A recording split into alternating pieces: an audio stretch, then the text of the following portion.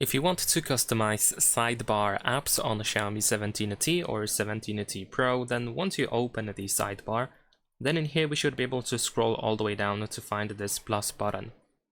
And once you use it, then you can choose up to 10 apps that are going to be at the top of the sidebar. So let's say I'm gonna choose the Chrome browser, I'm gonna choose the calculator, let's use this app over here, and so on and so forth. Once you are done, just tap on done in the upper right corner.